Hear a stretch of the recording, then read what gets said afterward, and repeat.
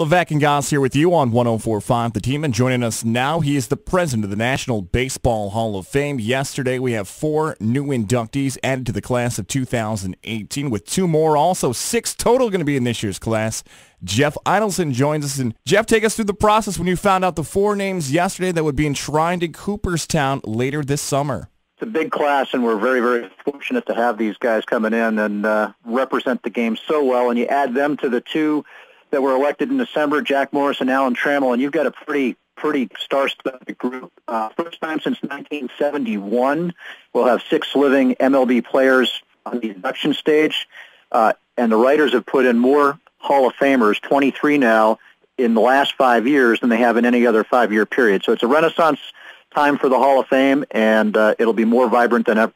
I definitely want to focus on some of the new inductees here in a moment, but you brought up the voting and how almost things have changed. So many more inductees are being added. Is that a positive with the new voting that's going on in Major League Baseball, that new members and new media members are voting on classes, maybe more so the turnaround's different than before?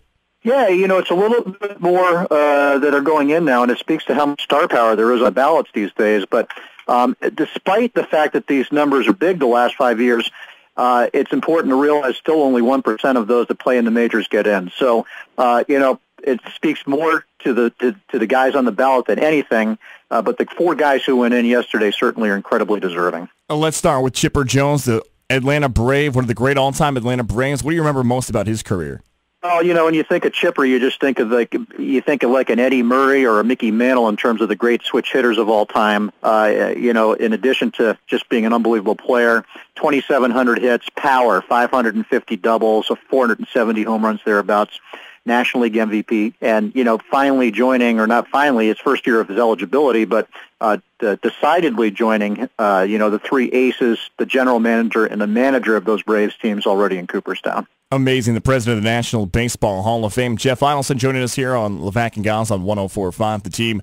Another inductee, Vladimir Guerrero, a foreign-born baseball player, but his legacy definitely cannot be underrated. Seeing Vlad Guerrero, do we expect some foreign fans to travel to Cooperstown to watch his induction ceremony? Well, he's the 3rd Dominican-born player that will have a plaque in Cooperstown, joining Juan Marichal and Pedro Martinez. And if the turnout for Vlad is anything like it was for Pedro, Cooperstown will certainly be rocking in July. The salsa bands were there, the pageantry and flavor of baseball in the Dominican Republic, and for this guy who was a rare 5-tool player, he had an arm like Roberto Clemente's, was an unbelievable hitter. I think the reception is going to be grand when he gets his induction in July. We know how great Jim Thome was, but I'm just going to pass on Jim Thome and his legacy. I want to focus on Trevor Hoffman, especially here in the Capital Region, where so many fans are going to look at the induction in Trevor Hoffman and think about 2019 and what it means for Mariano Rivera. Seeing Trevor Hoffman get in this year with such support from the writers, could we see next season Mariano Rivera maybe be the first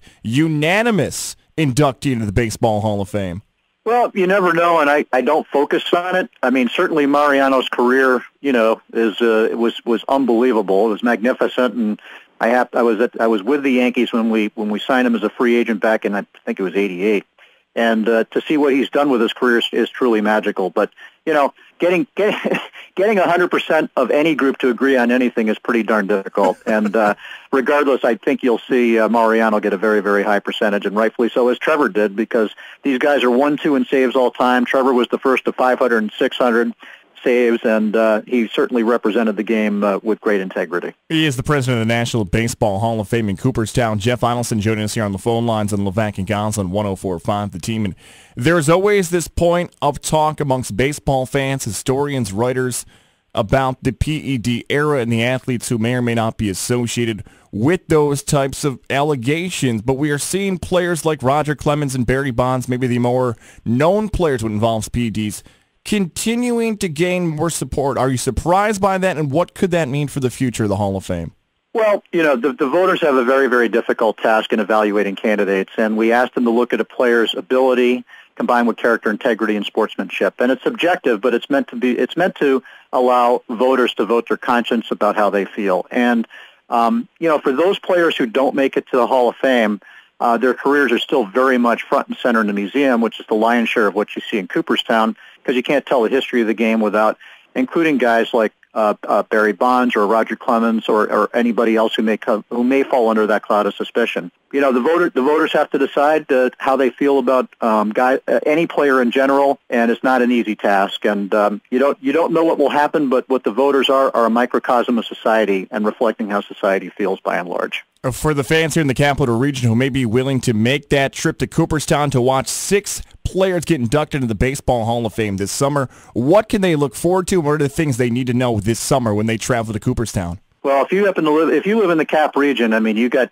half of it solved because you don't have to find a place to stay. So that's the biggest problem, you know, with the surrounding areas. But no, come on out. We're an hour and 15 minutes due west on Route 20, and it's great. I mean, it's not only those 6 guys going into the Hall of Fame, but it's the other 50 to 55 Hall of Famers who will come back to welcome them. And it's kind of like seeing all of your baseball cards come to life. That's how I look at Hall of Fame weekend. The Yankee fans here know 2019's Mariano Rivera, 2020's Derek Jeter, so don't be surprised if this is the final time we see a lot more Yankee fans get loud and proud 2019, 2020, and beyond. So this might be the last time you don't see a lot of fans from the Capital Region who are Yankee fans head to toe coming out Cooperstown.